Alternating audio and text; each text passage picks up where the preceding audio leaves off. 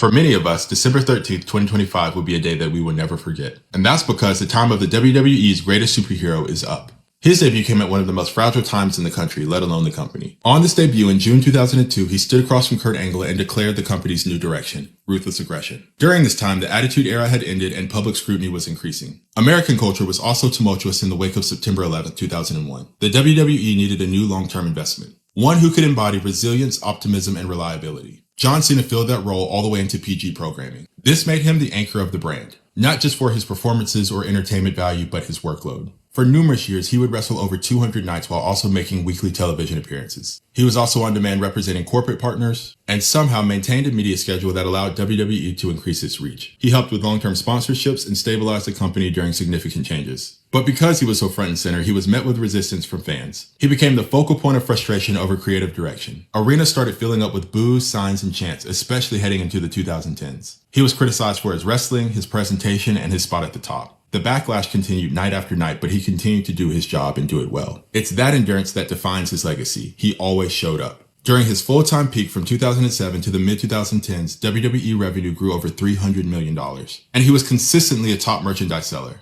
He also produced measurable lifts in viewership even in his part-time schedule, a notable one being SummerSlam of 2021. Even his rivalries were superhero-esque in ways. His most memorable ones were the ones that seemed to challenge his character as a person. Edge embodied chaos and opportunism, Randy Orton embodied a moral opposition, CM Punk embodied the resistance of the system that he upheld, The Rock consistently challenged his status at the top, and there are so many others to name. There's an irony that the Super Cena nickname that he was initially given was actually very true. It reflected the true role that he played for the company of durability, responsibility, and an unwavering presence. It even reflected his time outside the ring. He became the most requested celebrity for the Make-A-Wish Foundation, and he's granted over 650 wishes, unmatched by any other celebrity in history. At the announcement of his retirement run, things started to change. The boos stopped and cheers rang. Gratitude fell over every crowd that witnessed an entrance. His promos and his presence just felt special. Everybody felt the weight of acknowledgement of what he carried for so long. What he's left behind for others is something very valuable. He left a blueprint for others to take his place, to become a global figure and known even by people who aren't fans, and to be someone whose work ethic is consistent and reliable, so that when their time has come, they can also be known as a once-in-a-lifetime talent,